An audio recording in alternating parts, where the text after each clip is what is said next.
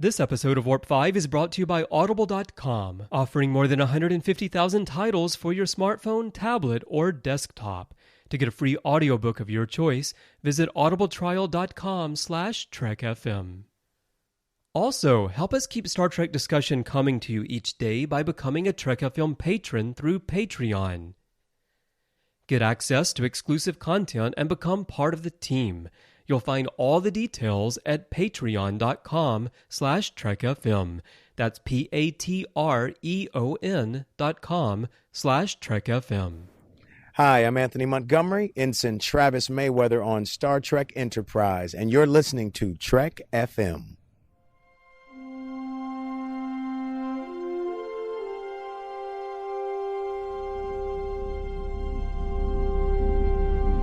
How we doing, Tripp? Ready when you are. Prepare for warp. Course laid in, sir. Request permission to get underway.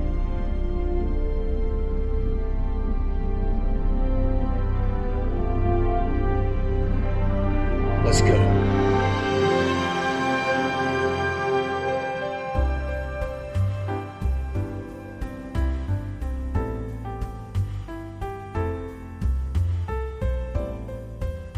Welcome, Boomers, to another episode of Warp 5, Trek FM's dedicated Enterprise show. I'm your host, Floyd Dorsey, and my guest today on the bridge of the NX-01 is the host of Melodic Treks, Mr. Brandon-Shea Mutala. Welcome aboard, Brandon. Hello, how are you doing? All right. Hey, so what station are you still trying out a couple of the bridge stations, or is one kind of sticking out to be your favorite this trip, or what are you thinking? I just came up from working with Chef. Man, he taught me how to make some really fun food. Uh-oh. I didn't even think about working in the kitchen. That would be awesome too, right? Oh, okay. Man, there's great food in there. Get to taste all the little secret recipes. Is he giving anything away? Oh, no, I don't want to tell you anything about how he made this wonderful steak. He made this gigantic steak. Right. But none and for there's some T'Pol, breadsticks. right?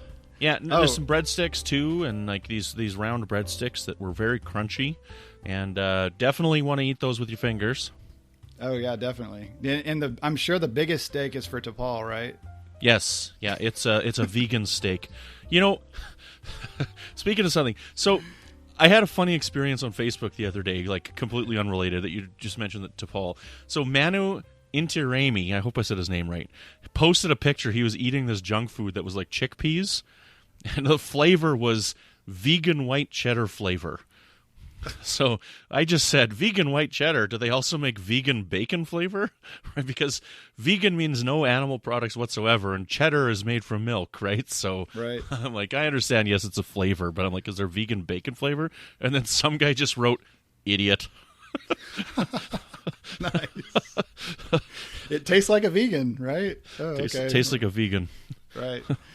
Well, very good. So for today's episode, Boomers, we're going to be doing another commentary, but not just for any episode. We're actually going to do a commentary of Broken Bow, parts 1 and 2. So why Broken Bow? Well, Enterprise just celebrated its 15th anniversary in September, and we thought one way to bring it in would be, let's talk about that first episode. What's going on with it? Maybe give it some color, so to speak. You know what I just realized? If this is the 15th anniversary of Enterprise, that makes me old. Oh, yeah, I know, because it doesn't seem like it was that long ago. Yeah. Didn't it just start last week? Yeah, it was. Yeah, the show just went off the air. That's what we'll just keep saying that. So, yes, listeners, as we do the commentary like we did last time, we're going to have the audio track going on in the background, so you can listen to it anywhere. But if you want, you can get your Blu-rays set up, you can get your DVDs set up, you can get your Netflix all queued up, or you're going to do it like I do it and just listen to it in the car. That's fine too. You can listen right along. You can be able to follow right along with it. I'm actually going to Don't watch it in your car. Don't watch it while you're... Yeah, that can be a dangerous thing. Some states that's not allowed. Some states it might be, but I don't recommend watching it on your phone in your car. That wouldn't be very cool. So, Brandon, how are you going to be watching this episode? I am watching on disc 1 of my Ultimate Maximum Blu-ray box set that I bought from Amazon UK. Oh, nice. Yes, you got the full journey? Yeah. All right. Yep.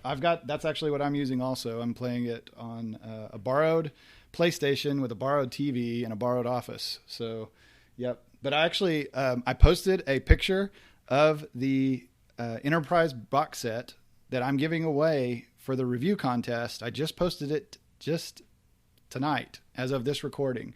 So listeners, that contest is actually over. It ended in September, but I had a couple of Warp 5 listeners that said that their reviews hadn't shown up on iTunes yet, and please hold off. So I'm just waiting for just a moment, and I'll be announcing that very quickly. Probably by the time you hear this, I'll have already announced the winner. So it's a time thing. It's a future guy thing. And it'll be slightly used. The only thing used will be we've watched Broken Bow. That's it, right? It's actually, it's going to be, it's not going to be like the book that you give away, and it's just slightly like some of the pages are being kind of folded over. This is still going to be sealed in the 50th anniversary stickered package. But sometimes you got to do what you got to do, right? Yeah. Okay. Well, listeners, we're going to go ahead and get going with this. I'll give the rules of the 3, 2, 1 play, and we'll all get lined up with it. And are we ready to go, Brandon? You ready? I am. I will hopefully not drop my remote onto my computer this time. Okay. So here we go. 3, 2, 1, play. What is this? Toys? I think I have the wrong disc in here. Yeah, it looks like it's a modeling show. I know the whole speech by heart. When's it going to be ready to fly? I wonder what speech he's talking about. Not for a while. I don't know. We've never heard it before, though. It doesn't make any sense. How big will it be? Pretty big. It's kind of interesting to note that, Archer's father was the one who kind of worked a lot on this engine, right? And it was this dream of his to try and fulfill his father's, his dream to fill his father's dream. I hope that makes sense, right? Yep. But this is the image that they wanted to start this with, is what I've heard, that they wanted a Klingon in a cornfield. Yes. Have you heard that? Oh, when it said Broken Bow, Oklahoma, I grew up like less than 2 hours from Broken Bow, Oklahoma, and I was so excited until I saw that flat cornfield. And Broken Bow is actually in the mountains, but we'll just say in the future they knocked the mountains down to grow corn for the rest of the world. Maybe there was a food shortage or something. Man, they don't really have to explain anything in the future. Because Exactly. This is after the war, right? So maybe it was the bombs from World War III that leveled off these mountains, right? Right. But then I guess they couldn't probably grow corn there. Yeah. Now, whenever I see this scene, I think of one of my favorite movies from the 80s, Children of the Corn. Yes. Doesn't he just look like his name's Floyd? I mean, that farmer, he just looks like maybe Farmer Floyd there. That's what I'm thinking. I wonder where he's at. It's the only building around. So let's start back. We'll go back to when we first watched this back in 2001. So what do you think of the Suliban? So here we are, the first aliens that we see other than Klingons. We got a Klingon with a forehead, and we got Suliban that we've never seen or heard of before. Did you ever have an issue with either one of those things? Yeah, the first time I saw this in 2001, like I said, I saw this corn and flatness in Broken Bow, so that threw me off for a second, but nobody else in the world probably noticed. Wow, that corn had a lot of fumes going with it, I guess. Lots of explosiveness going for it. But yeah, it just threw me off. Like look at the CGI. Look at this, look at this Klingon. He looks like a next generation Klingon. And it was a little down. I don't know. It kind of threw me back a little bit. I'll admit that. Back in 2001. Were you okay with the foreheads? I'm more of a traditionalist on the TOS side, so yeah, I was kind of hoping they were going to have smooth foreheads. See, I'm okay that they had foreheads at the beginning. I didn't really want them to explain it in Season 4, because it's what Klingons came to be. They came to have foreheads. Now, before we get too far here, I just have something that I want to read while the main titles are playing. So, these are liner notes that are written by Jeff Bond from La La Land Records, the Volume 1 release of the Enterprise music. Now, Volume 2 just came out, but this is from Volume 1. And it says in here that the show's producers sought to establish Enterprise as independent from its predecessors in ways both large and small, from the initial absence of the word Star Trek in the program's title to T'Pol not sporting upswept eyebrows. But the most striking departure came in the decision to use a song, Where My Heart Will Take Me, rather than instrumental music for the opening credits. English tenor Russell Watson recorded the song, adapted from Faith of the Heart, originally written by Diane Warren for the feel-good Robin Williams vehicle Patch Adams from 1998. Previous Star Trek series had featured memorable orchestral main title themes, Alexander Courge's iconic fanfare and siren song, Jerry Goldsmith's spirited Star Trek The Motion Picture March adapted for The Next Generation, Dennis McCarthy's Noble Melody for Deep Space Nine, and Goldsmith's sweeping Star Trek Voyager theme. In spite of fan protests, Berman stuck with Where My Heart Will Take Me throughout the series run. And in this set, it says that the Disc 1, Track 1 features the original main title version of the song, arranged and conducted by Jeremy Lubbock in New York City. So, that's a little bit of history on the main title theme song as written by Jeff Bond. Nice. And we've talked countless times about the theme, so I don't think we have to add much more to it. But I thought this was very reminiscent of original series movies when they're doing the inspection with the worker bee. Mm-hmm. And then we get this wonderful callback next season when he damages the paint, right? Exactly. Neptune and back in 6 minutes. That's just mind-boggling, hey? Like, because Neptune's so far away, and our solar system is so large. Yep. There goes the scratch. Those are the ports that buckled during the last test. Actually, he looks down. That's what. There he goes. Bang. So, how do you feel about the look of it? So they decided to do like kind of a more casual approach. Like they've got more of like a, what is this, like a flight jacket outfit rather than, the uniforms. I'm kind of glad that they stuck with the original series colors, right? The yellow for command rather than red. Yep. They got this baseball look and these casual jackets and whatnot. When you, again, back in 2001, how did you feel when these uniforms showed up? They got the colors right with the command, with the science, with the engineering. I had to think back a little bit. Okay, these are practical uniforms, so that's that it's different than what Kirk had, but it's more practical. And then later, it's kind of hard for me to separate the before from the now, but now I really see the ship for being the practical that it is, how practical it is compared to what we have now, as opposed to what Kirk will have. And that kind of goes with the uniforms also. Yeah. Now, Norman Lau has, he used to be one of the hosts of Warp 5. He's got a cosplay outfit of one of the Enterprise uniforms, and he loves it. He's like, this thing is great. There's zippers everywhere. I can put whatever I want, wherever I want. It's awesome. Yeah. Kling-ot. Kling-ot. That's what we have in Oklahoma. That's how we grow them. Now, I didn't write this guy's, I don't know the actor's name, but it's Admiral Gardner, right? He's in Deadwood. Did you ever watch Deadwood? No, I didn't. No, he's awesome. He's in Deadwood. He's in a great show called John from Cincinnati. Okay. So he's in a lot of great stuff. I like him a lot. I think he's a great actor. I need to watch Deadwood, though, because I'm a huge Westerns fan. So you need to watch Deadwood. The first episode is not that good, and I almost didn't continue. But once you hit the second episode, it's great. Gary Graham went on to play Soval in Axanar.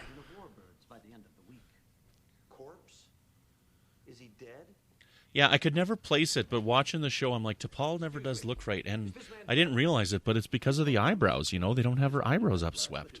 Right. That and the Chekhov style wig that they have her wearing.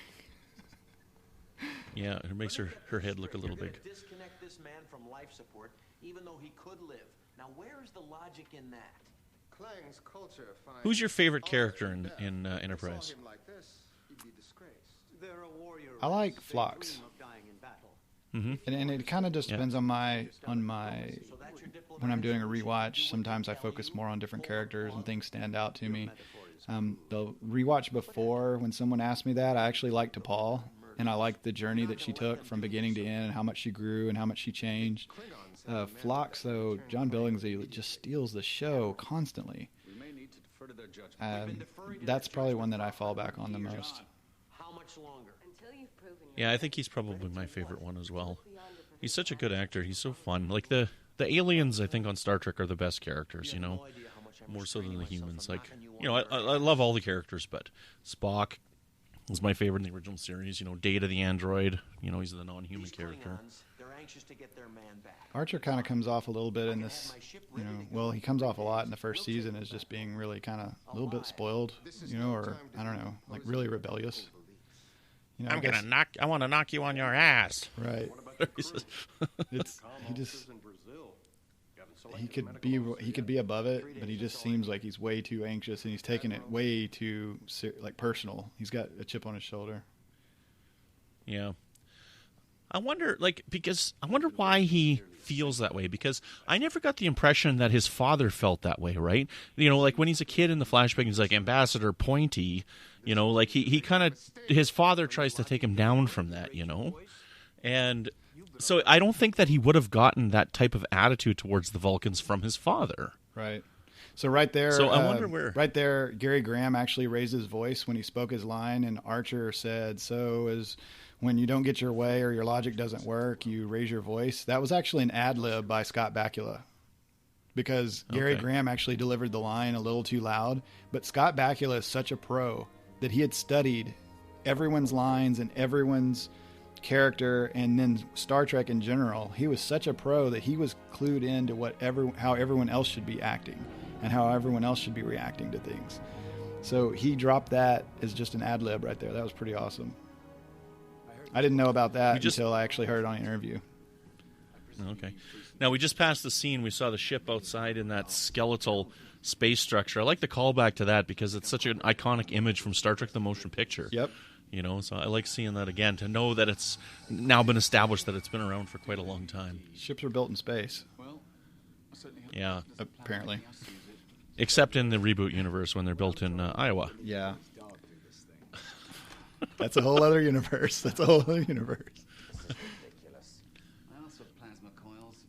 What did you think about seeing the transporter so quickly? I mean, we're barely 10 minutes into the episode. We're already seeing transporter action. I don't know. I'm okay with it. I mean, they're sitting here talking about it, how they're like, this is supposed to be safe for human use and like people use and whatnot, and they're all worried about it. They're not sure. So I don't know. I'm okay with it. I think it's kind of neat that it'd be there. This is supposed to be the most advanced ship in the fleet, right? Of course it would have that kind of technology. I love that they were using it for cargo, because that totally makes sense. Now we get a little bit of walk around here. We've got other crewmen. We're working on the ship, trying to hurry and get this thing finished, ready to go. Yep, here comes the boomer. Likes to keep a light step. Such a great look to the show, like this submarine type look that they try to develop for it. Like it works so well for me. I love the look of the interiors of the NX-01. Oh yeah, these sets are just amazing, and the details they put on them. Okay, those two things that are going on an angle into the warp drive there, do you think those are coming from the nacelles? I think it's going to the nacelles, right? It's because they're angled in, right? Right. So that energy, to me, that's sending it out to the nacelles to create the warp field. So and I always imagine that's what it would look like in the Constitution class. That also. Yeah, they have that matte painting or whatever, that long thing in engineering with Scotty, right? Right. So it's just a lot larger. Keep your shirt on, Lieutenant. Your equipment will be here in the morning. Keep your shirt on, Lieutenant. Yep. Connor Trinneer was actually playing this character as being from Oklahoma, and because he had played a previous character in another project from Oklahoma, so that was just the character he played with it, and he got the part. And then it wasn't until like the end of season 2 when they said, "No, you're from Florida," and he was upset. So he was actually. Well, I listened to an Engage, the official Star Trek podcast. They did an interview with him, and he talked a little bit about that. And he said that there was people from Florida that said he did a very good northern Florida accent. Right. Oh yeah, the panel in Florida, yeah, Texas, Oklahoma accents, it fits right in. To me, that it does. I don't know. I think it's funny when you Americans have your accent and you guys say a boot instead of about. And we say ALR too, right? Yeah. You say A, so. Well, I'm actually from Oklahoma, and I tend to not think that I have the accent that my family does or friends do around in Texas, because I live in Texas and Oklahoma. But when I moved to Oregon, they would have me repeat things just so they could listen to me talk. When did Quantum Leap air? That was late 80s, early 90s? Mm-hmm. So it's like, 10 or 15 years prior to this, right? I think he's aged a lot more in the last 15 years than he did in the 15 years prior to this. Yeah, I'm not really sure of the dates, but yeah, he's still doing a show. He's got Bakula's got a show right now on CBS. Which one? It's I want to say it's an NCIS. Boomers, if you know what episode we're talking about here, just leave us a comment on the Babel Conference. It's in New Orleans. It's set in New Orleans. CSI New Orleans? Maybe that's it. He got her caught there right there when he brought in the sample. That's what hooked her in, man. The Klingon language.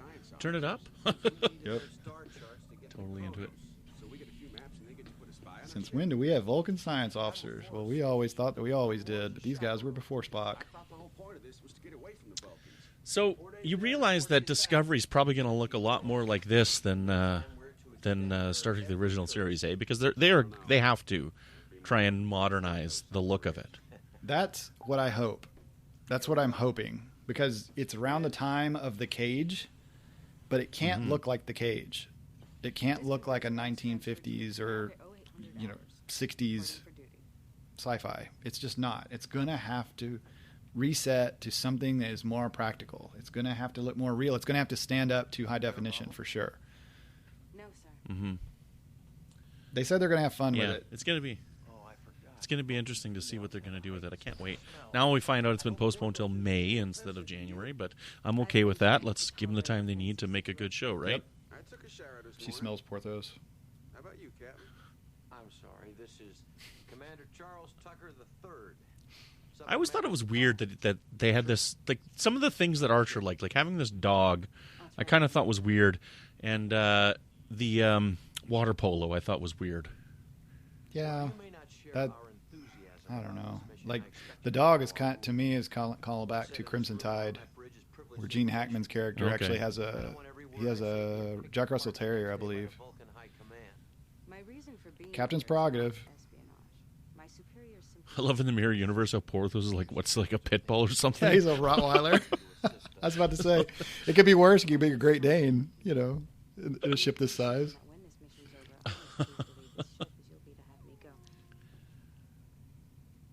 T'Pol's giving him the business. I think she got good, and she grew into her role. At the beginning, she's a little bit, season 1, I'm not sure what I think of Jolene Blalock's performance as T'Pol. It's not my favorite, but as she goes along, I really like it. And I think she really comes into her own in season 4. I really like her portrayal by the end of the run. Oh, definitely.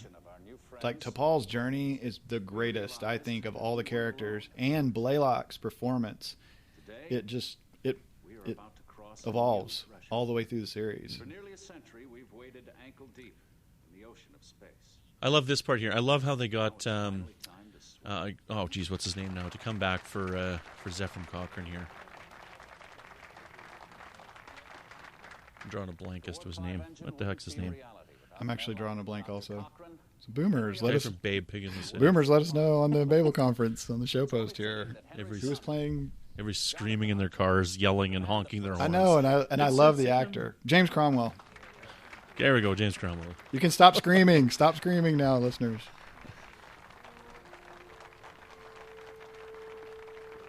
Gives him the nod. I noticed the other day I watched this, and they don't get to watch the video. They have to miss the video. I never noticed that before. And the ship is outside the window, so it's not like they just turned and went into a door and ended up in the ship. They're sprinting. And there's his dad behind him there too, hey, Henry Archer. Oh yeah. Right there he is. him. He's on his left shoulder. Thousands of inhabited planets at our fingertips, and we'll be able to explore those strange. This is really cool. This gives chills. Seek out new life and new civilizations. I think this is a good first episode for a show. I like this a lot. It's sets up a lot of concepts that we're going to see. It sets up this exploration. The characters are very good. They're these warm-hearted people that want to explore, right? Yep. Optimistic. And I like it. Optimistic explorers. You bet. Not sure if we need to take weapons or not. Mm-hmm. Like, pretty much all the people are. Like, Archer's an optimistic captain, Mayweather's a very optimistic guy. Tripp's pretty optimistic. Until Season 3 anyways. But right. Oh, yeah, that changes everything. Season 3 changes everybody. Actually, T'Pol becomes more optimistic in Season 3, and everyone else goes down, it seems like.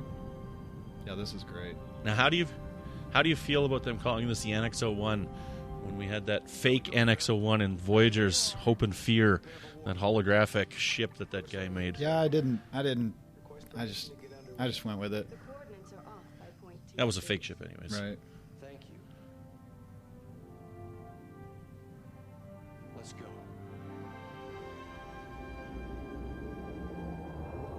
Boy, they have a journey ahead of them.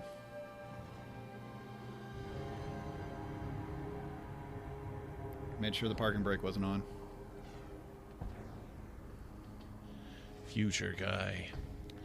Now, they didn't keep up with this future echo effect. When you get to the end of Season 3 and whatnot, and I think even later in Season 2, they don't do it anymore. They just kind of stop with this future echo blurriness. Right. Well, they had pilot budget, maybe. They did it for a while, but they just didn't continue on with it. Okay, so now John Fleck here, we've seen him as a lot of aliens. He was a Romulan on DS9. So looking at this future guy, the first time and this time, what do you think? What species? I like the theory that it's Archer. Oh, really? Yeah, I've heard the theory that it's Archer, and I kind of like that. Well, I look at it, and I've always thought it was a Vulcan or a Romulan. So I can get on board with Tommy Kraft's Horizon theory that it's a future Romulan. He did such a good job with that film, Horizon. Oh, yeah. This is great. We get to see the menagerie of a sick bay. Which we get to see again in the animated series. There's an episode where Dr. McCoy in the animated series got like a bunch of animals in his doctor or in his medical bay, and I'm like, oh, he must have just recently read a book by Dr. Phlox or something. Right. Oh, that's cool. I hadn't thought about that. There's a lot to be learned. Sorry to take you away Retcon. Our doctors haven't even Phlox is so ready.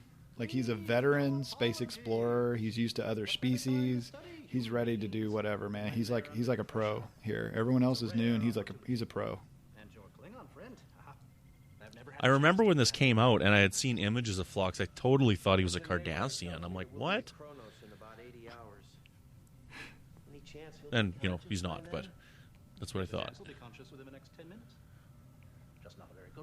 In my headcanon, this is not Archer's first captaincy. In my headcanon, he has been working his way up through like Warp 2, Warp 3 ships, maybe Warp 4 ships. Since he's been working on the NX program, he's been getting his sea legs. Optimism? Really? I would have thought that this was his first. I never would have thought about it that way.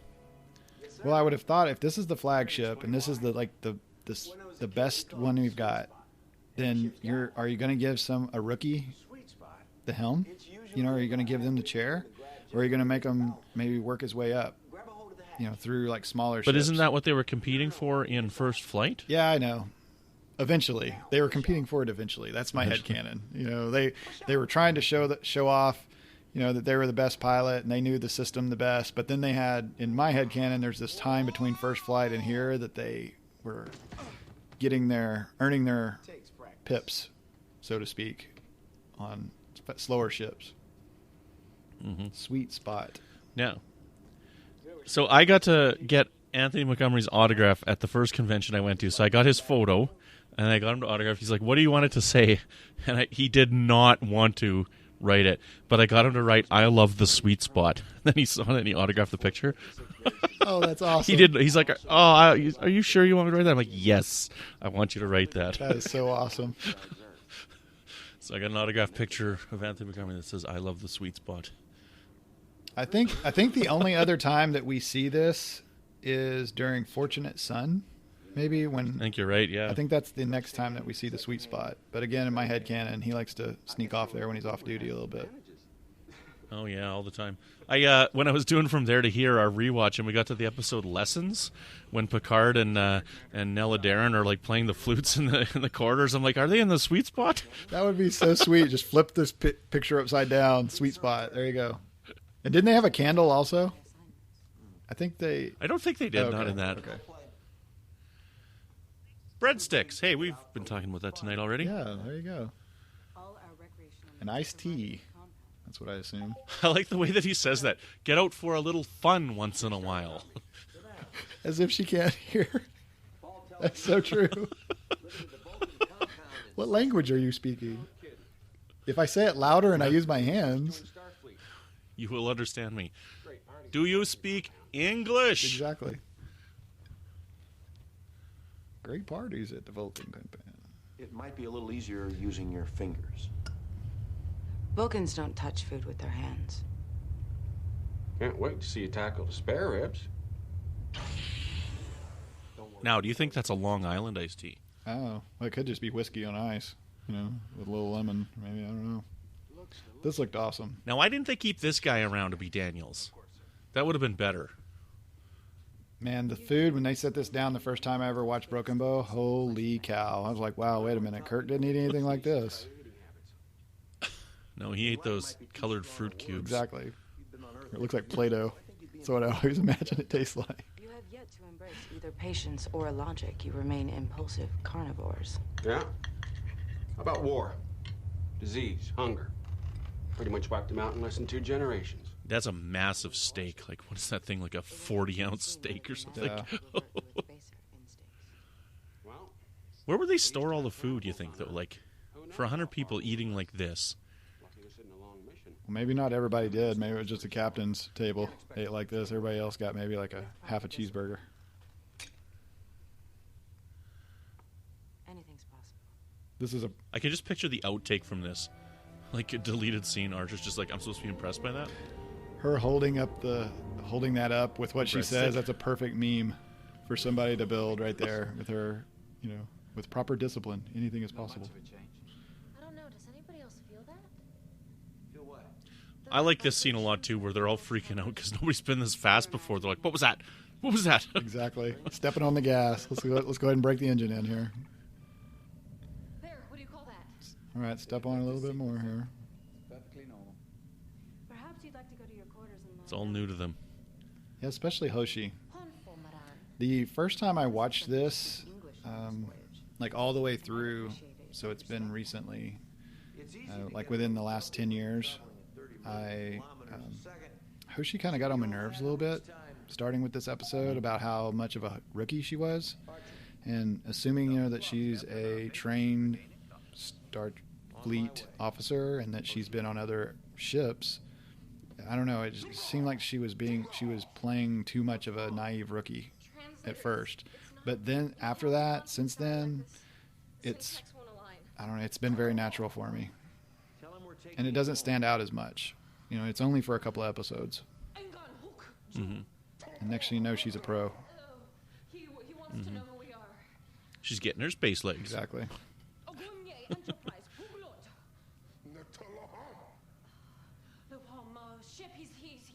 Here in a little bit, I love it. Archer tells her to tell him to shut up, so she yells, "Shut up!" It cracks me up every time. I always anticipate it right here. He said something about eating the afterlife. So I was listening to a Standard Orbit episode the other day, and they were talking about like parallel universes and whatnot, and they were mentioning with the 2009 Star Trek. This is kind of off topic a little bit. They mentioned with the 2009 Star Trek and Star Trek 6, and how Uhura in Star Trek 6 needs books in order to understand Klingon, right? And I think that scene is hilarious, but a lot of people are like, I don't like that because of this and that. and how Uhura in the JJ timeline doesn't need that.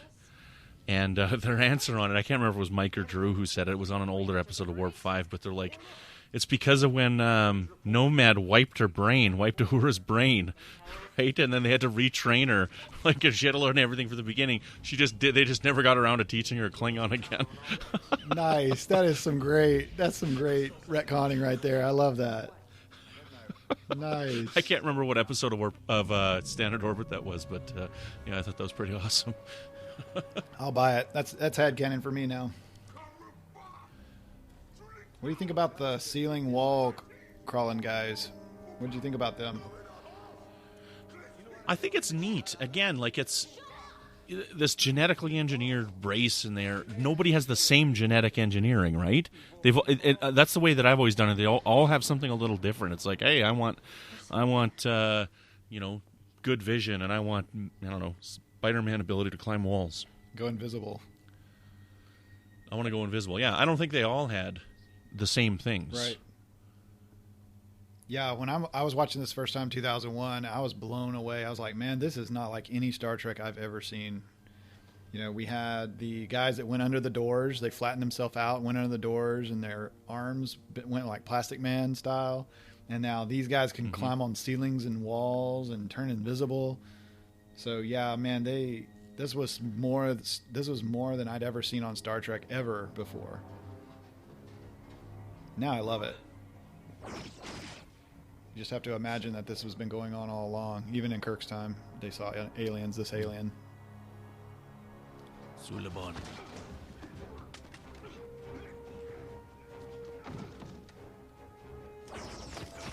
Such a weird skin, like that green, yellow, black sandpaper. Like, it looks like sandpaper, their skin, hey? Yeah, it looks like almost like a really bad scars. The Suliban all had really bad acne growing up. Or chemical burns or something. Really bad face peel. Like, really bad.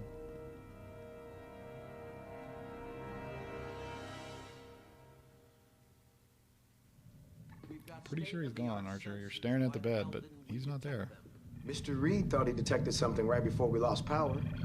The starboard sensor logs recorded a spatial disturbance. Looks more like a glitch. Those weren't glitches in sickbay. So one thing I'm going to read here before we get to more into the episode. So another piece of music. So there's the original Broken Bow soundtrack score that was released back in 2001. And this is a note from the composer, Dennis McCarthy. And I really like it, and I wanted to share it. When I first screened the opening episode of Enterprise, what struck me was the sense of adventure that it had, a sort of the right stuff attitude towards space exploration, as well as a sense of awe and wonder as the crew of the NX-01 Enterprise begin their first journey to the stars on a desperate mission to save a Klingon warrior and return him to his homeworld, while at the same time becoming involved in a temporal Cold War that could affect the entire future history of mankind. The first idea I came up with was the very Americana-flavored theme for our captain, Jonathan Archer, that is heard throughout the score, as well as a sinister percussive motif for the villains of peace, the Suliban.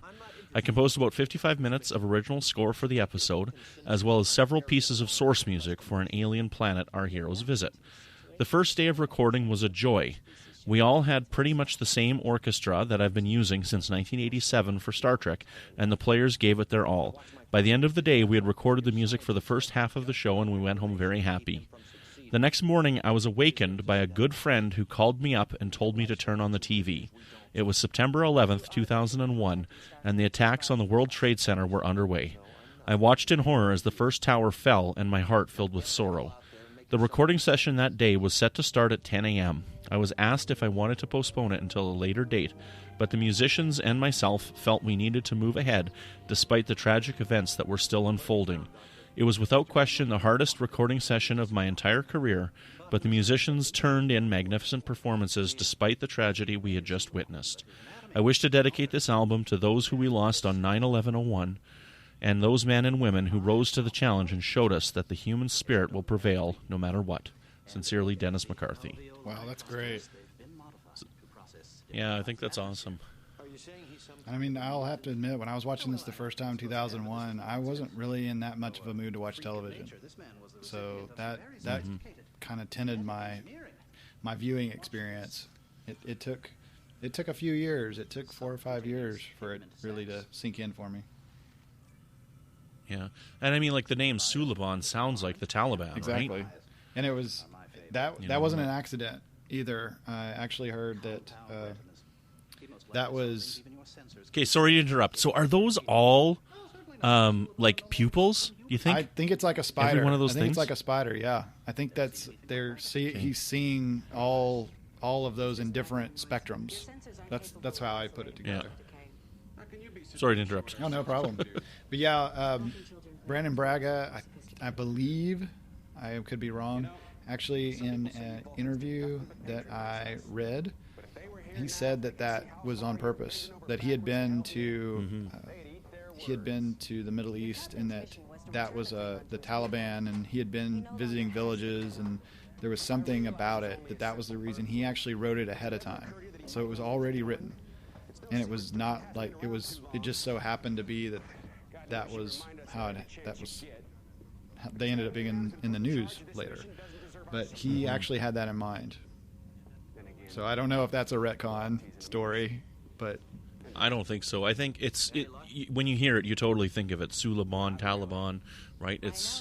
They didn't change much to come up with that name, and I think that was intended from the beginning.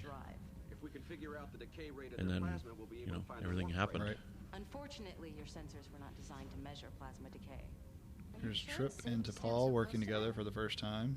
Something tells me that they'll get along later. I managed to translate most of what Kling said, but none of it makes sense. Spoilers. Oh, sorry. Yeah, this is the first episode. Spoiler show. Maybe they will. Maybe they won't. You'll just have to stick around. Maybe. I liked. I was talking with somebody the other day. I liked the Dax and Worf relationship, but the only other relationship I ever shipped on Star Trek was Tripp and T'Pol. Everybody else I didn't care about. I totally didn't buy B'Elanna and Tom. Really? No, not at all. I kind of like their relationship, but it had to grow on me. It had to grow on me. Later, not the beginning. But yeah, at the beginning, they were almost feeling like at the beginning of Enterprise that they were trying to ship T'Pol and Archer a little bit, and Tripp just happened to be the guy standing over there snickering on the side. And then they got away from that pretty quick, or that's the feeling I got when I watched this. When I watched the series. Mm-hmm. But yeah, what about you got Jadzia and Worf? What did you think about that? Did you think that? Oh, that's the only other one that I liked I a lot. They were a very, very good couple. Yeah.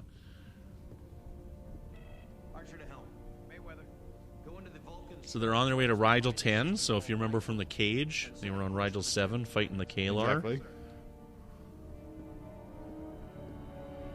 It's such if you go through and you go into Memory Alpha and talk about it, just about every planet in the Rigel system is inhabited, which is so weird, right? Like Rigel 10, we got 8 planets and Pluto in our solar system, and you couldn't imagine anything else being habitable, right? But this science fiction concept of this 10-planet system where just about everything's inhabited.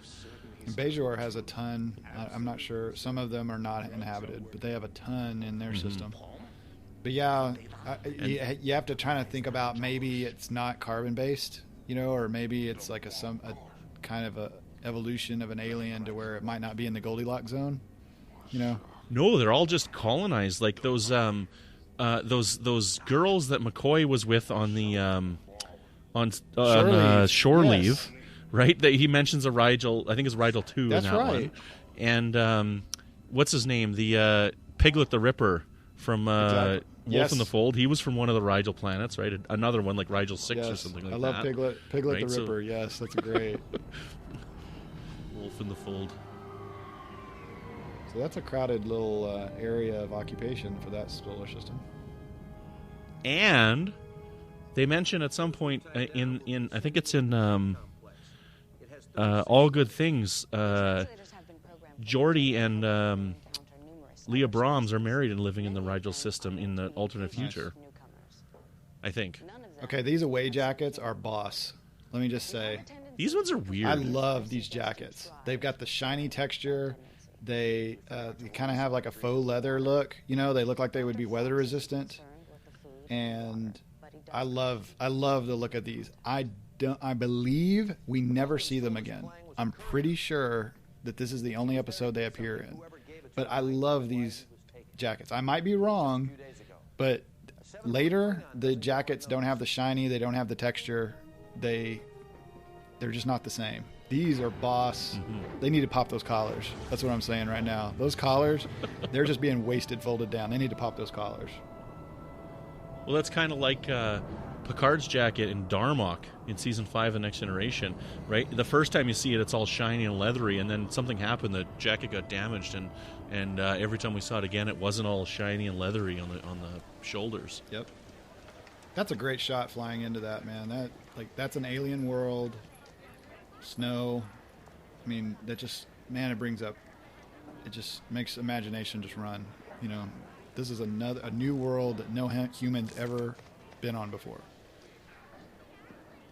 Yeah, and you know, in the original series, you always went down. It was nice weather, right? Like there wasn't very many planets you went down to that had bad weather, Exactly. right? And so to go down to a planet that had snow. Well, it was kind of like spring in the California weather. You know, that's kind of what the original series kind of looked like. You know, it's just so similar to California weather. This is great though. Tripp and his mini education that he gets right through here, or lack. Yeah, that's what's that horror movie series where they the hostel? Oh, right. It's like I think of Blade Runner when I see that. When he's looking through the window, I think of Blade Runner. Yep, of course. Malcolm and Mayweather, they go find the strip club. It's not a strip club, it's a butterfly club. Sorry. It's an alien sort of strip club, maybe. No butterflies were harmed in the recording of this episode. Would you like to meet them? I can arrange it. Is this where you saw Clay? I'll show you where, but first, you should enjoy. The guy kind of looks like a benzite, but he's not breathing the Yeah, thing. true. He's not blue either, but the type of makeup on him looks like a benzite. I like that makeup though. Some kind of hologram. Yeah, it's interesting because, you know, they're exploring. They're the first humans to go it this far, and look at how habitable this planet is. Like, there's just so many different cultures here, right? So, you know, like hundreds and hundreds and hundreds of alien species have been to this planet, but it's the first time humans have been there, right? This reminds me of kind of like the Hitchhiker's Guide to the Galaxy. Oh, that scene in Beetlejuice. Oh, yes. Fill out your paperwork, sit in the waiting room. Just expect somebody to turn and like put dust on him and like shrink his head. Okay, Tripp, slow down your human rights.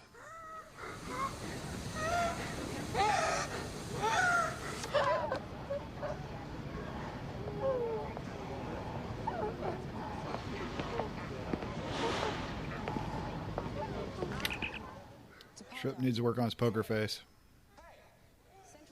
He's upset. Mm-hmm.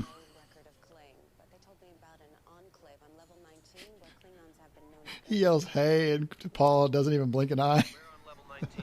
The easternmost subsection by the geothermal shafts. I'll meet you there as soon as I can. What are you doing? Leave the kid alone. Don't get involved. You see what she's doing? He's gonna suffocate. They're Lorelians.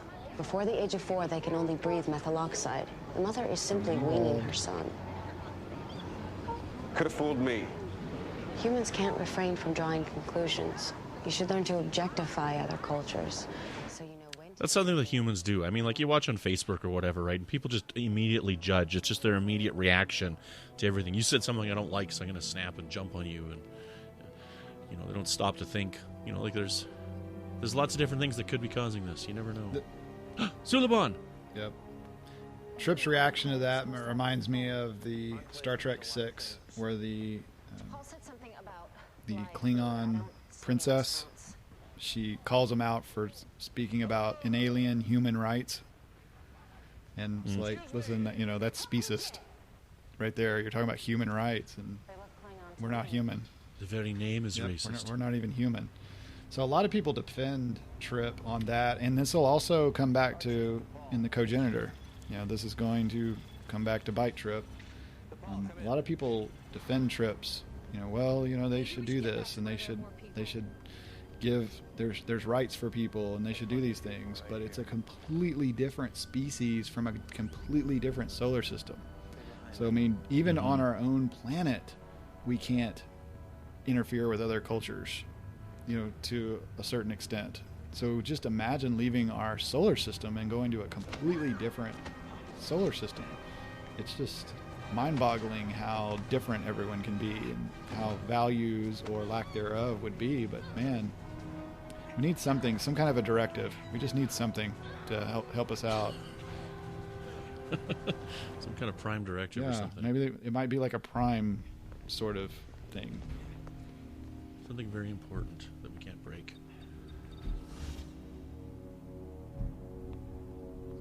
That's why I like the episode from Voyager so much, the Omega Directive, right? Because you've got this prime directive and you got this final directive, right? The Omega Directive. It's the only thing that surpasses everything else. And I just rewatched that episode a little while ago, Omega Directive. I love that one so much. I do. I like that. The first time I saw it, I loved it. And then, of course, Seven knows about it because of captains that had been assimilated. So, yep. Man, get the hands off the Archer's jacket. We've seen a lot of places like this, like on Voyager and stuff, where these shady tunnels and dark areas. I was hoping you could tell me. It looked a lot like I think the episode was called Fair Trade, where Neelix comes across that other Talaxian. Kind of looks like that space station. What I'd prefer is you give me Klang back. So you could take him where? Home. We were just taking him home. You better be careful. I'm a lot bigger than you are. Did you watch this when it first aired back in 2001? Yes. Man, I was ready to go. And it was I was like, all right, I'll give it a go. It was a lot different than the Star Trek I'd seen previous. It was supposed to be before Kirk, so I expected it to be closer to looking like that. But now I know, it's 100 years before. Things are going to look different. And there's Archer's first kiss. So that's certainly a nod to Captain Kirk. Except Captain Kirk, I will. That's never happened before. Captain Kirk, I will defend him because his kisses were always to save his crew or his ship or to get information. So. Evolution. Some of my people are so anxious. Yeah, this first episode though I thought was definitely a nod to Captain Kirk. I thought they probably, I haven't heard for sure, but I'm pretty sure they were definitely wanting to remind us of Captain Kirk here. And we have to remember, Captain Kirk studied Jonathan Archer. Everything that Captain Kirk knew, he got from Jonathan Archer, and other captains before him. So he studied the logs. Kissing a girl to get some information. There you go. It came from Archer. Yeah, look at that patch on his arm. Like it's not a patch on top of the clothing. Like it's in the this away jacket, eh? Yeah. Yeah. And then the stitching for the stripes on that, it's just awesome. Tommy Kraft can tell us about what it's like to sew the patches and how the stitching is very intricate to get those stripes just right. So did you watch the entire 4 seasons of Enterprise when they first aired? I didn't give up on it. I just couldn't keep up with it because UPN changed the nights and the times so much, and I was coaching high school basketball at the time, so Tuesday nights and Friday nights were out, and it went from like a Wednesday night to a Monday night to a Tuesday night, and then it ended up being in a Friday spot, like Friday at 8 o'clock or something like that. And then it also was preempted. Enterprise was preempted by all sports. Anytime there was a Rangers game or a Mavericks game or something in Dallas, then you missed out. So yeah, I wasn't able to keep up with it, and then I got so lost, and by the time we got to the 3rd season where it was more connected, all the episodes were more connected, I couldn't even keep up anymore. I just stopped trying. So when did you finally get around to watching them all? Oh, it was probably 2006, 2007. I got it on Netflix. and got through the disc when Netflix started. Oh, you had Netflix when it was DVDs? See, we never had that in Canada. Like, I signed up in Netflix in Canada when it was right first came in. I think it was 2010 was when we got it in Canada, but it was only on digital. Like, so I watched it through my PS3. So we never had the discs in Canada, I don't think. Netflix. It didn't really make sense that it was Netflix, but you got disc with envelopes. But yeah, I was one of the very first subscribers. My wife and I were one of the very first. And how much did it cost back then? I want to say it was like $6 a month, maybe. Mm-hmm. What do you pay now in the States for Netflix? I was paying only about 7 or 8, and then they raised me up to 10. Because of the HD? Yeah, we're at $9.99 in Canada. I was $7.99 for the longest time, and then they moved it to $9.99 just recently. And then they gave, but that's like 50 cents. Yeah, American. they gave me like I think 3 months, just saying because I was one of the charter subscribers. But then they said, "Well, sorry, your time ran out. We're gonna have to bump you up with everybody else." That was a shootout, Western style here. Western and snow. In a moment, Archer ends up with he's dual wielding the laser pistols or whatever they've got going on here, and to me that was definitely a nod to Kirk. You know, he's doing the Western gunfighter move here in just a moment.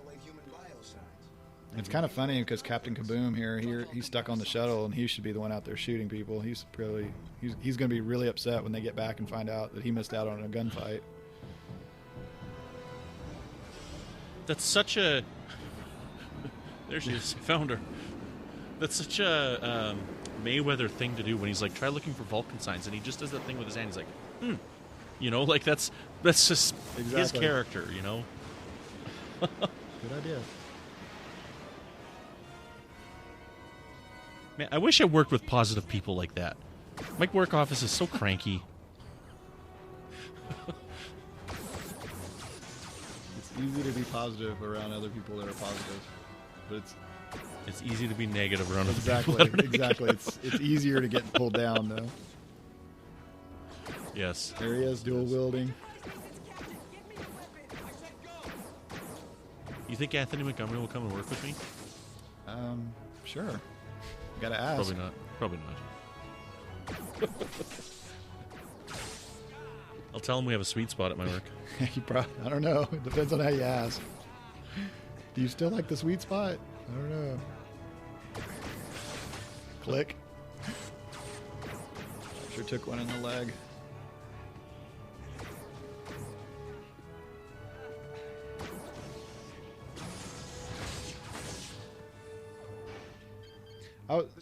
Now we come back to this planet again for the last episode. These are the voyages. I guess I missed that. I didn't really notice that. And these are the voyages? That's when they go down to exchange for Shran's daughter. Yeah, they're on Rigel 10 again. Comes full circle and didn't even catch that. See how their jackets are kind of shiny there? I'm pretty sure. I know the boomers are gonna check me on this because they can watch all the other episodes. I'm pretty sure we don't see the shiny jackets again. Because I was disappointed when I started seeing the flat style. Now, what do you think of them going back and forth to this? So, they're using it as a parallel for, for what's going on in the episode, right? So, his mission is crashing and failing because he got shot and whoosh, right? But I don't know. It's weird that they're using this backstory here when he was a kid. Well, especially since this was the first episode ever. So I was actually thinking about that last week. If it might have had more impact if after we met the current Jonathan Archer, then a couple of episodes from now we get the backstory or we get the scenes of as a kid. I don't know. I mean, I know what they're going for, but the very first scene of this show is not of Scott Bakula. It's of the child playing Jonathan Archer as a child.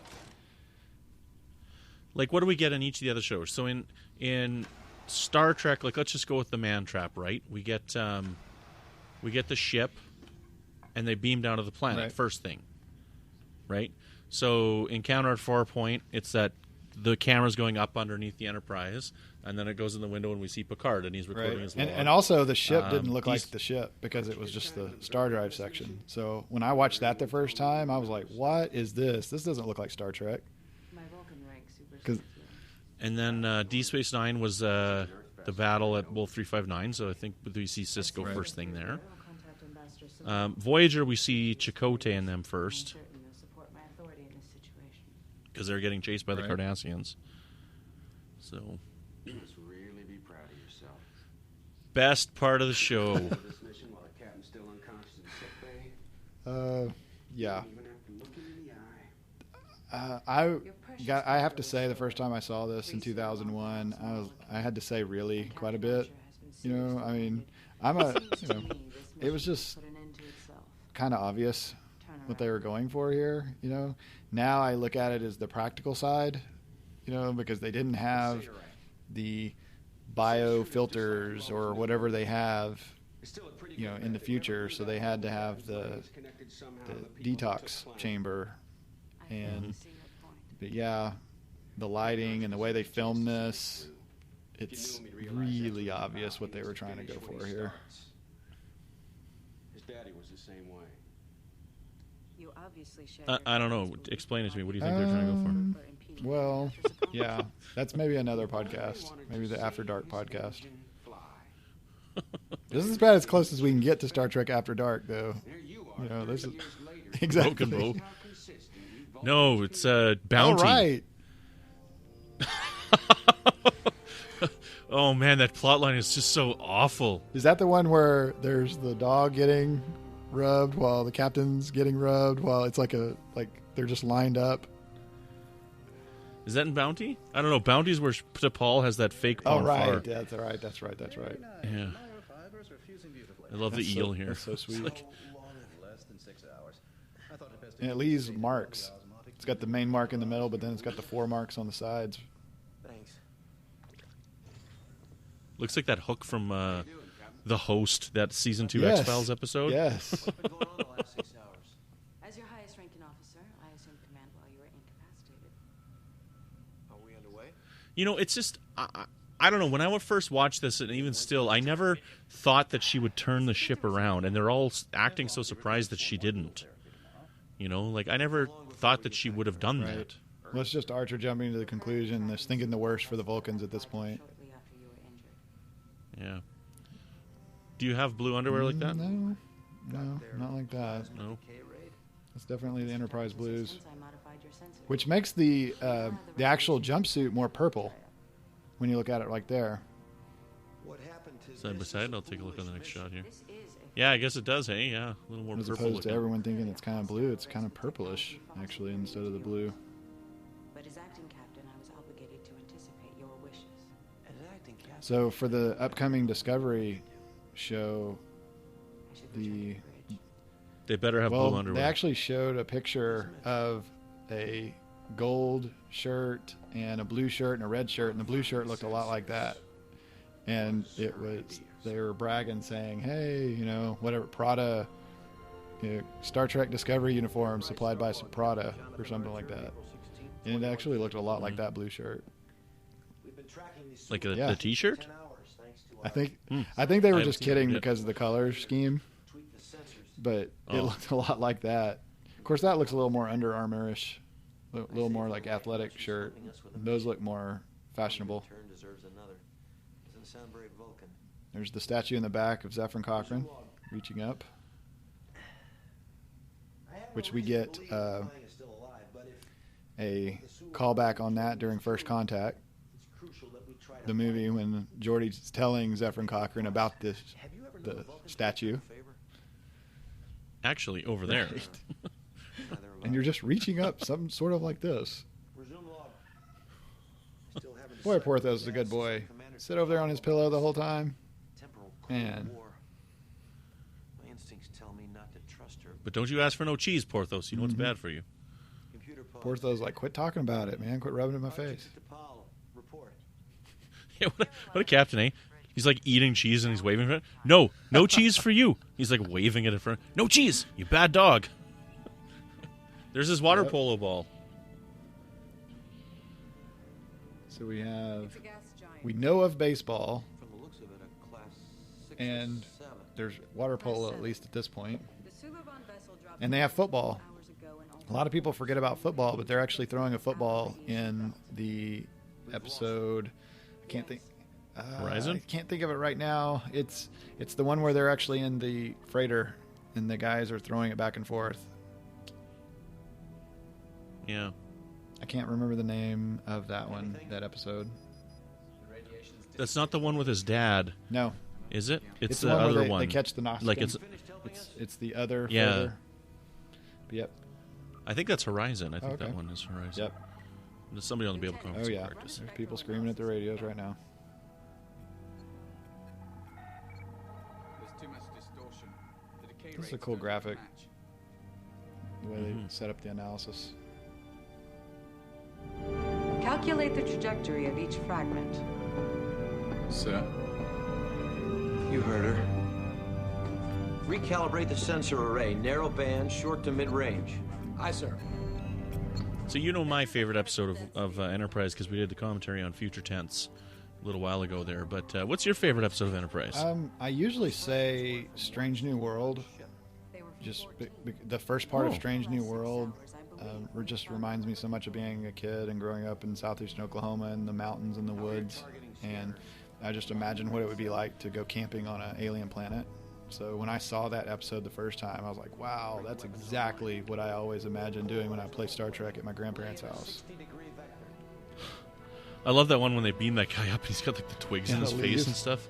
Like, yeah, he came back with a little more matter than he left with. Did Saren give them anything? But that's totally believable, right? Because they're like, you know, it's exactly. a new technology. They followed us here. So you think this is a Romulan or a Vulcan? I don't see any ears, though. You can kind of sort of see it earlier in the first scene. But like right now, a little bit. Maybe a little bit. Like, what if it's he's not like full out Romulan. What if he's Romulan and human, or Romulan and Alpha Centauri, or something? I don't know. I still think it's Donald Trump. Wow. And you can kind of make out a little bit of the bowl haircut. I kind of imagine that I can see a Romulan or Vulcan in all that. Our situation should improve. We're about to break through the cyclohexane layer. Wouldn't exactly call this an improvement. This is really neat, the way they did the effects here, I thought, of going through the atmosphere of this gas giant. Like different, there you go. First time we see that, too, the callback exactly, for Spock's yes. thing. Yep. Pops out That'll make there. you squeal if you're a Star Trek fan. Fanboy. Go to long-range scan. It's a little bad weather. Buckle up the seatbelt. I'm detecting two vessels bearing 119. That is so cool, though. Like different layers of the atmosphere, and like they were just going through a phosphorus layer. Now they're in between. What kind of weapons?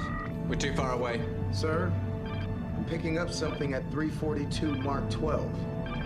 It's a lot bigger.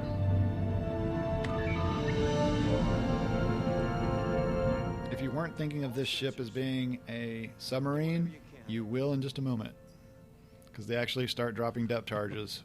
Well, not dropping them, they start shooting them up in the air. But it's very much submarine. Isolated Klingon if there is one.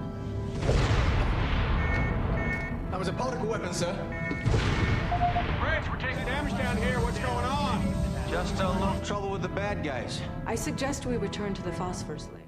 Yeah, it's too bad this show didn't last longer. It would have been great to just see another 3 seasons of this, you know? It was starting to get so good. They were doing some fun stuff. Season with 4 is the one, like all Star Trek series, that's when they actually start getting good. That's when most people, when they think of that series, they're thinking of Season 4 and beyond.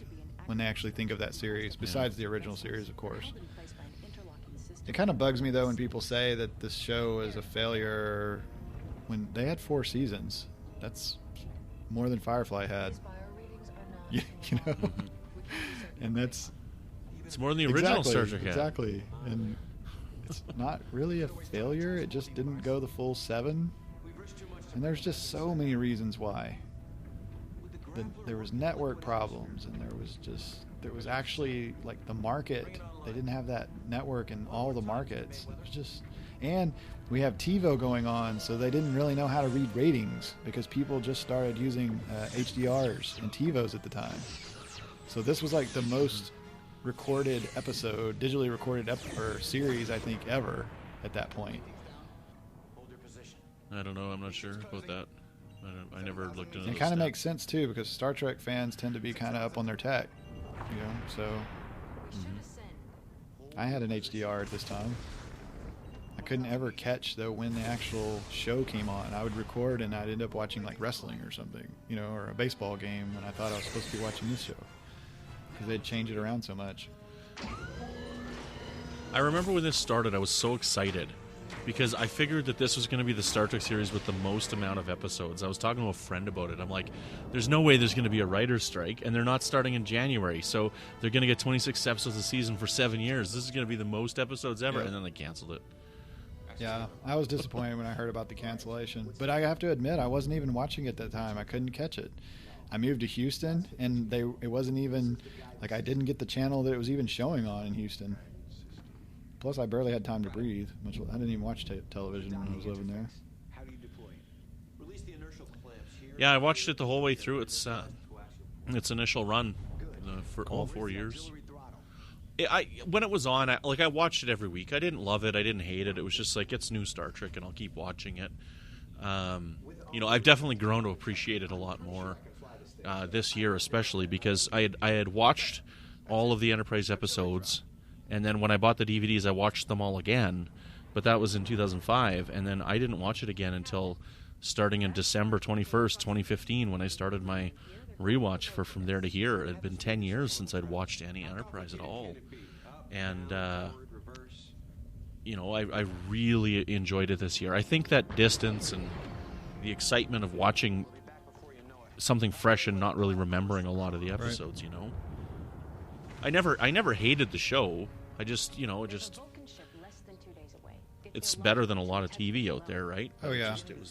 It was my least favorite of all of them. Even bad, but even I bad think I Star like it more Trek's than better Voyager. than some stuff on TV. What did John Mills say? Star Trek's like pizza. You know, when it's good, it's really good, and when it's bad, it's still pretty good. Yeah. You finished?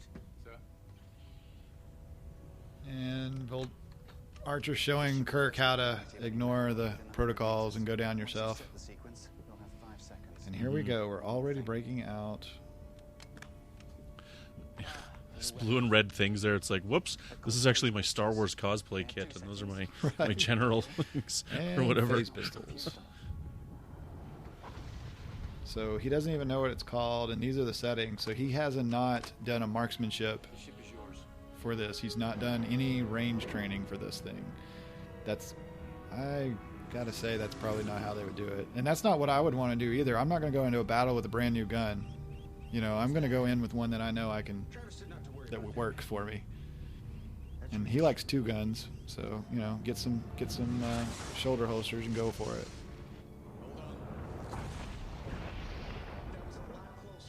If we change our position, they'll have to start from scratch. Yep. Depth There's your charges, depth charges. No way of finding us. I think we're there. Bring the docking interface online.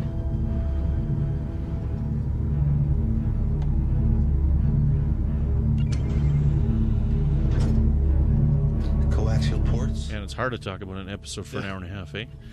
That's pretty funny right there, Tripp. He almost pushes the wrong button. Then he looks around like yep. It's like he's holding his breath, even though he's the one pushing the buttons. It was right there. Bank starboard 90 degrees.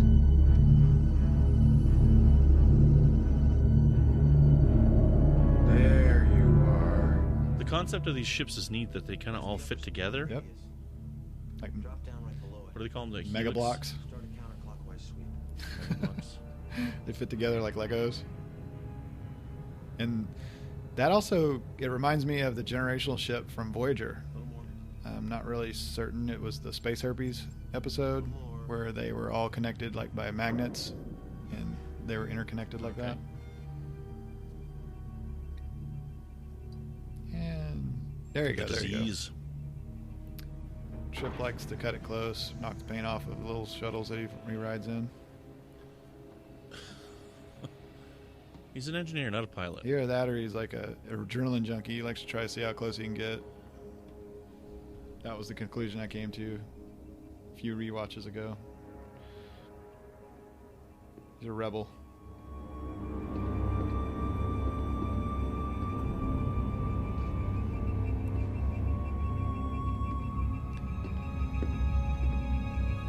I guess maybe it's because we've seen it so much, but them walking into this kind of makes me think of like a Borg, the inside of a Borg cube.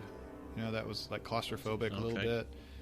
I don't know. I just, you know, it's familiar to me. We're on to something. That seems to work. It's more stylish than the Borg cube, but it kind of reminds me of how claustrophobic it seems. Dark. Of course, they don't even need lights. They've got the multispectral eyes, you know, so they don't even need to turn the lights on. Suliban don't.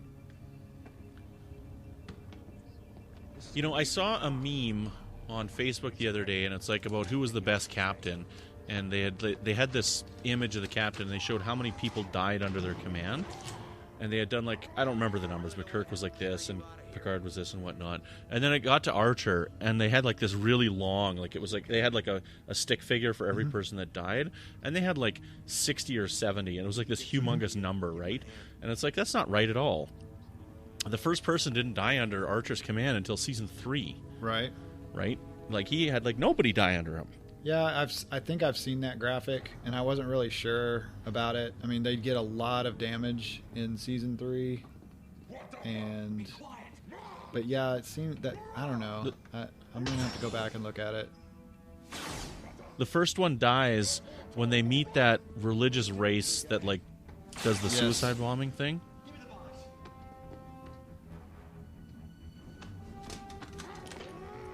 Can't remember the episode, but it's pretty early on in season 3. It's one of They the have first biological bombs. Oh, this is the way a Klingon does it. Bam. The guy's name is Tiny. He's like a basketball player or football player or something. You know this guy? He's an actor. I've only seen him as an actor. I'm not sure if he played sports. He's like a weightlifter looking guy, bodybuilder. It's a good Klingon. I've seen him in a lot of movies.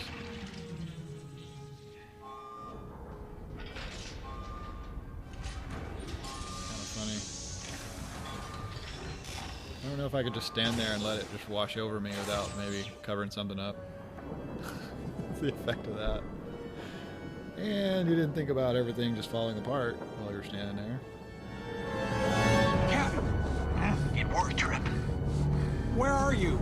Still in the central core. Get Kling back to Enterprise. What about you, sir? Get him to the ship. You can come back for me. It's going to be hard to isolate your biosigns, so stay as far away from the Suliban as you can. Believe me, I'll try. I'm glad they went back to these communicators. I know they don't look exactly the same, but I'm glad they did that. And they're still stylish enough to seem like they're futuristic for us, but they're a little more thin, a little more a little more compact than even Kirk's communicator. And some people are like, well, you know, we've got cell phones that are better than that. But man, these people are talking like to spaceships, you know, in orbit and around the planet. You know, I mean, we can do that now, but I know I saw an argument on Facebook recently when they were talking about, you know, they can talk to things that are orbiting outer space, and there's actually like an app where you can communicate with the International Space Station now, or there was something like that, so you could type messages or something to them, so you actually could use your cell phone to communicate with the space station. I'm downloading that app right now. You know why they're small, right? But they're not as crazy as like a smartphone. It's because they don't need Facebook and they don't need Pokemon Go. Exactly. They realize how pointless those things are, and it's fit. You know, the flip clip and fits in the pocket sleeve. And our planet went through World War III in the meantime.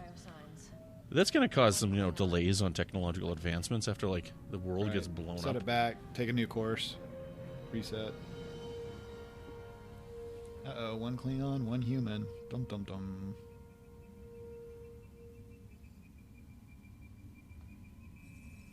And the Orchard's just kind of walking down that hallway, and hey, this looks familiar. This looks interesting. Let's go check this out. That doesn't look like it's working right.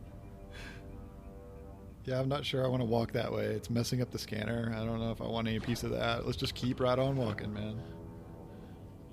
Congratulations, Captain Archer. You now have cancer. Kidding. Somebody's using a microwave, dude. Go the other way. Space microwave. This is kind of cool. It's a kind of like a disco party. And the sound effects for it, exactly. Got some strobe light going here. It's like an airlock for the future guy's room. Yeah, like it puts you in a temporal sync or something with him, but Right. not quite, right? Because you got these weird future echoes. I think it's neat. Like, I wish they would have kind of kept it like this. I don't know what to call it other than like a future echo. Like, I don't know. What would you call it? Archer plays with it here. We actually really get to see the effect when Archer plays with it. It's watching it, like you cannot grasp it, like you cannot understand Right. it in your mind, right? It's like breaking the fourth dimension. I got it better watching it the first time than I did though watching the Emissary. When I watched the first episode of Deep Space Nine, I didn't quite get the Emissary when he's supposed to be talking to the prophets. And it was all these other people in the white. And I didn't quite get that. I get this a little better. It is cool though. Situation must be analyzed logically. Look how mad she looks. She's getting yelled at on her bridge. Maybe they should have thought about like what the structure would have been for officers here. Well, he gave it to her. He says you have command Oh, of yeah. the ship. That is a specious analogy. You're wasting your time. Kling knows nothing. It would be Now unwise this, to discharge that I'll talk about it before it happens, but this doesn't work for me that he's able to like see the future echo and know that he's going to get shot and then dodge it. It's like the beam has a different properties. Like the light beam has different properties here, so it actually shows like the targeting beam, or like the lightning reaching out, and then the power of it goes down the pipe or down the wire, sort of, the virtual wire. I don't know if I could have just stood there and let that first one hit me though. If I know that I see it coming, I'm probably going to step out of the way before the little targeting beam or the lead beam hits me. Yeah, I don't know. That part just doesn't work for me. Like when it gets there, I'll watch it again right now, but it's like that's weird. Like because how quickly, like he's moving his arm, and we're seeing that echo, right? But I mean, like this is a laser phaser beam, right? Like. That thing's moving fast. There's no way you could just dodge that.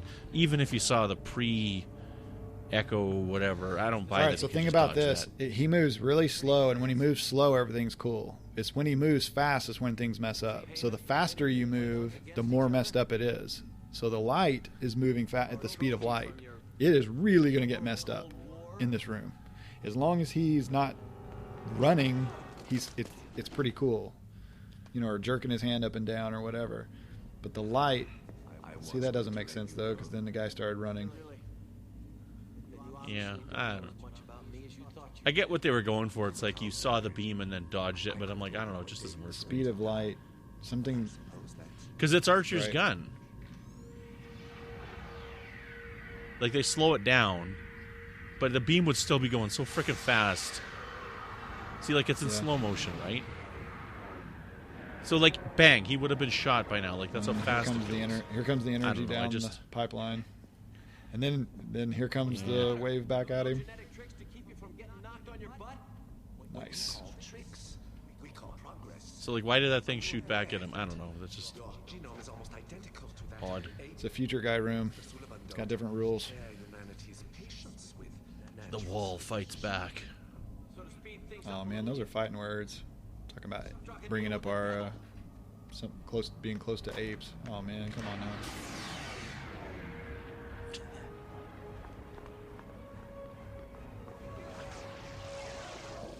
See, it didn't do it that time.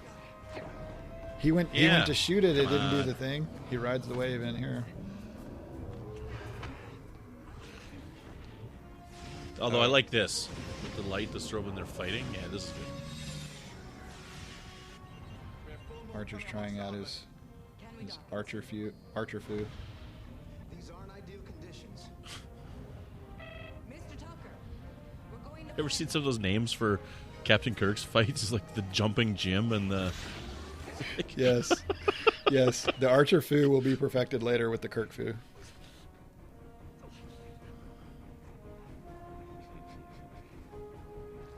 I like this right here. He looks over at him. Yeah.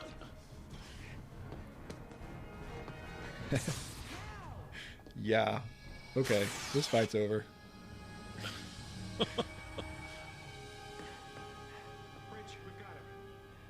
I love the callback to this, that they pull him out with the transporter. I love that. Then check, make sure you're all there. Do it, Dr. McCoy. Yeah, he's like, is my heart here? It feels like it stopped. So I've got to think that he was already late enough in the process to be beamed away, but later in season 3, Major Hayes wasn't far enough in the process, so that's why he got messed up. That's kind of my headcanon for that.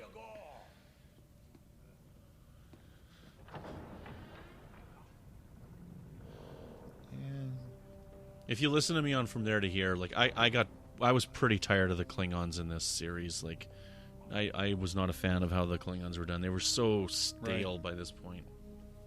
But these are pre-Klingons. These are pre-Core and Kang Klingons. So these Klingons are more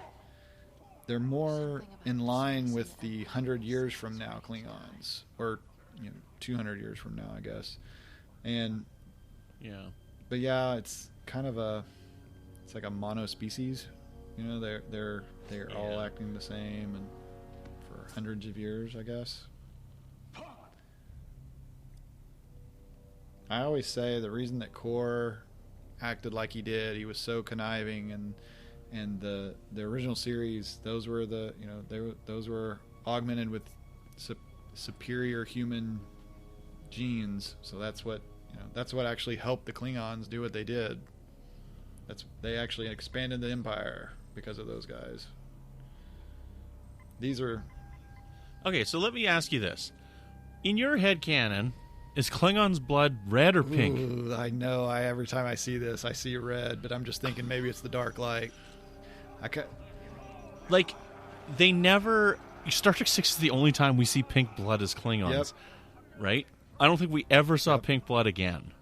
And I liked the pink blood. I thought it was cool. I thought it was neat because, you Vulcans have green blood, right? So it makes sense to me. So to me, everything else is wrong and Star Trek 6 is right in my headcanon. Klingons have pink blood and everything else is wrong. Okay. Yeah. Yeah. What do you think? It would help because we have the green blood from the Vulcans. So the Klingons could have a different element basis for their blood. Instead of being iron-based, it's... Yeah, cotton candy Pepto-Bismol. based. Maybe? Pepto-Bismol based, yeah, there you go. When you have heartburn, just bite a Klingon. Well, Klingons have 3 hearts, so they really need to have that flowing through them. Or maybe that's what happened in Star Trek 6. He just got through eating dinner and drinking Romulan ale. Maybe he just drank a lot of Pepto-Bismol, and that's what the... And then gets shot in the stomach and all this Pepto-Bismol leaks out. I guess that would work too, yeah. It would be a little out of our way. Yeah, unfortunately, T'Pol, we're kicking you out on the next ride. Keep going. Son of a bitch. I have a feeling Dr. Phlox won't mind staying around for a while. He's developing a fondness for the human endocrine system. I'll get double shifts on the repair work. I think that outer hull's going to need a little patching up. Let's hope that's the last time Admiral somebody Forrest. takes a shot. He said Admiral Forrest. Admiral Forrest. So yes.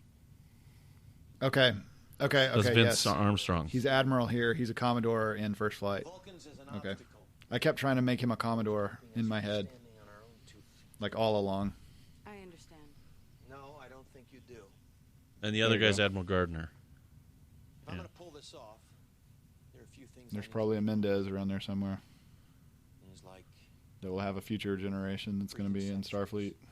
holding grudges. This mission would have failed without your help. I won't dispute that. Well, he says he's going to get rid of the preconceptions and the holding grudges, but he's going to have to work on it because he still has it, even after we get going here in the next few episodes in the first season. Perhaps you should add pride to your list. Perhaps I should. I'm excited for some of the changes that are going to come with Discovery. You know, like a lot of people are like freaking out because they're worried how they're going to change the aliens and stuff. Like the way they changed the Tellarites in Enterprise, man, those aliens look so awesome in Enterprise. You know, if they can change a few other aliens like that in Discovery, like I am all for that. That is going to be awesome. And I'm not afraid. I think Andorians are still going to be blue, but they're going to look awesome. They're going to have to look awesome. They have to. They have to stand up to HD TV. And, you know, everyone knows that this is going to be studied forever. There's going to be podcasts about this forever. So, or at least that's what I hope. Boy, Archer's uniform looks so crisp and ready to go here, and his hair's all come to the side. And, man, does he not? He's all happy about getting the adventure started here. Man, does he not know what's going to be happening later? Just wait till you get stuck in the future, buddy, at the end of the year. What does Archer's... I just thought of this after watching Beyond. What does Archer's closet look like? So just jumpsuits? No, he's got some of those. He's got some. That nice is true. Actually, clothes. we got to see a lot of cool off-duty clothes in this series. Only Warp 4, huh? Yeah. Yep. Don't want to push it. Let's go for a nice leisurely pace.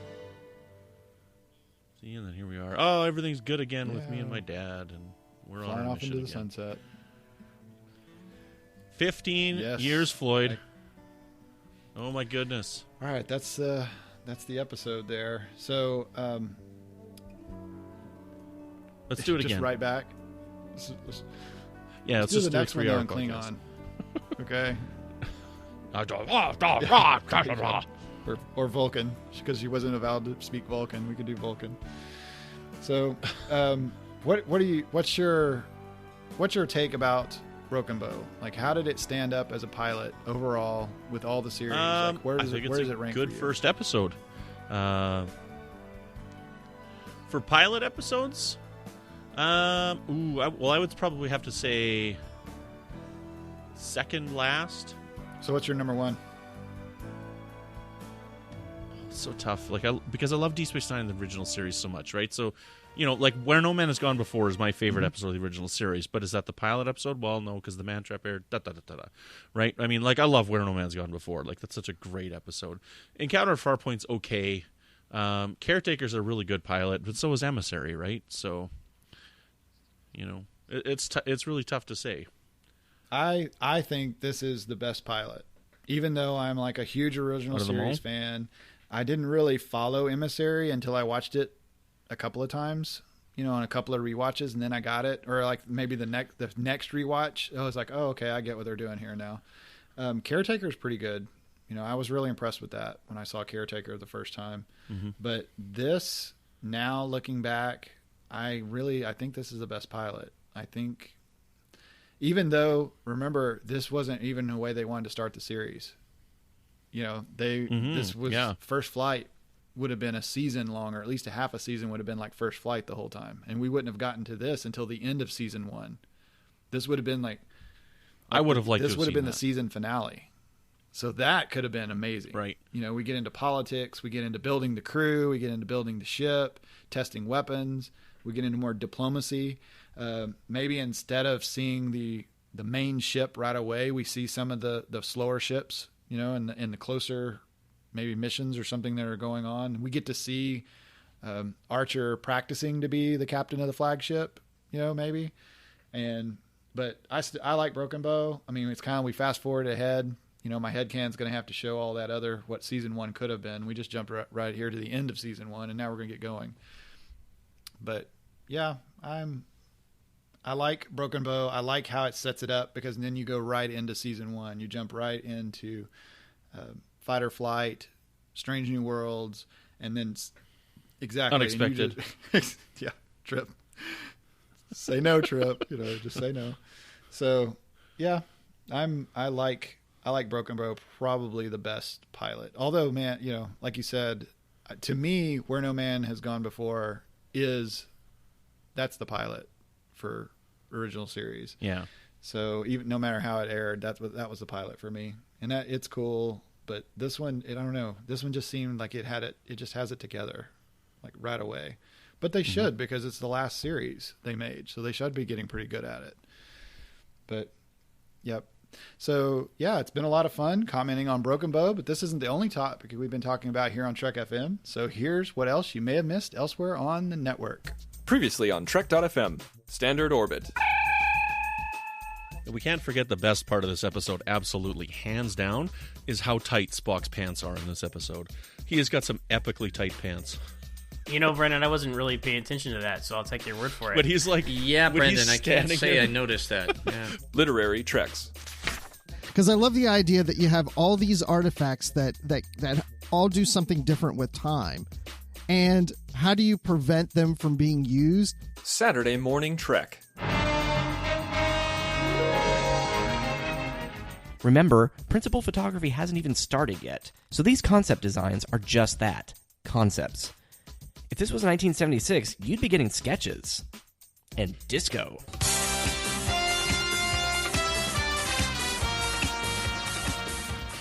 Melodic Treks. Those are totally, like, you could clearly tell that they were going for a Mamas and the Papas kind of vibe with the music that they were doing, right? And that's what else is happening on Trek.fm. So yeah, check out these shows and find out what you're talking about in your favorite corner of the Star Trek universe. You can find us anywhere that you get your podcasts. And if you want to stream it or get the MP3 file, or you can even grab the RSS link, just visit our website at trek.fm. And if you're an Apple user, please consider subscribing to our show. That could really help us move up in the search engine for the way iTunes works.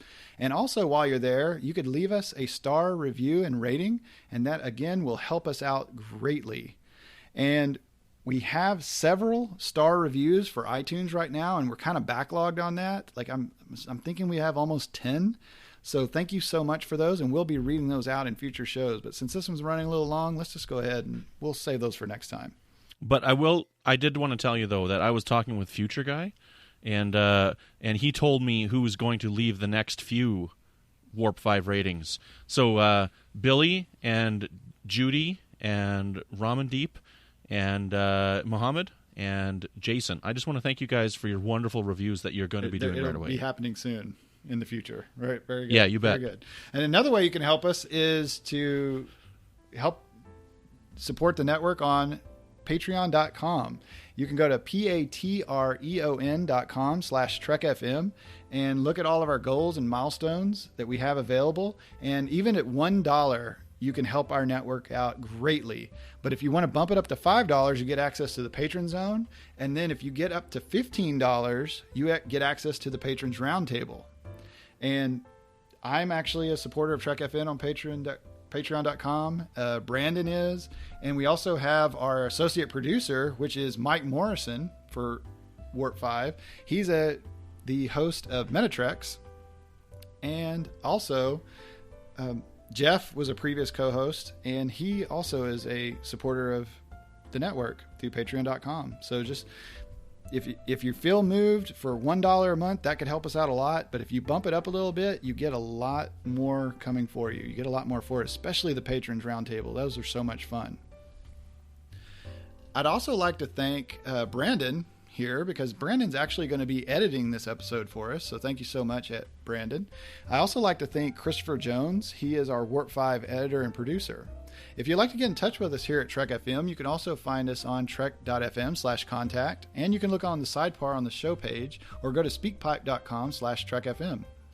You can also contact us through Twitter at Trek FM, Facebook at facebook.com/Trek FM, and as we've mentioned so many times during this episode, you can visit us at the Babel Conference. Type the Babel Conference, BABEL, in the search field on Facebook, or go to our website at trek.fm and click discussion on the menu bar. So thank you so much, Brandon, for coming aboard the NX-01 here. This was a little bit of an extended episode with the two-parter here of Broken Bow. But yeah, I'd want to thank you so much for coming aboard here with us. You're very welcome. I had a good time. I'm glad we did this. Yeah, so if our fans are wanting to talk to you about the possible soundtrack crossover, maybe what you're looking for maybe in the upcoming in the new series Discovery, how can they reach you? Well, you can find me here on the network with new episodes of Melodic Treks, which is all about the music of Star Trek. You can find me on Twitter at Brandon-Shea, and you can find me in the Babel Conference every once in a while poking my head up. And where can people find you, Floyd, when you're not trying to wean your children off of methyl chloral hydride? Yeah, I'm available in the Babel Conference. I haven't been really lately because I've been so busy, so I haven't really even been on social network. But yeah, that's my main go-to spot is the Babel Conference on Facebook. So yeah, Brandon, let's go ahead and see if Chef's got any leftover steaks in the kitchen in there. Let's go ahead and go check that out. Actually, I'm going to go for some of those breadsticks. Oh, there you go. Maybe breadsticks and milk. There you go. So thanks everyone for listening, and join us again next time for another episode of Warp 5.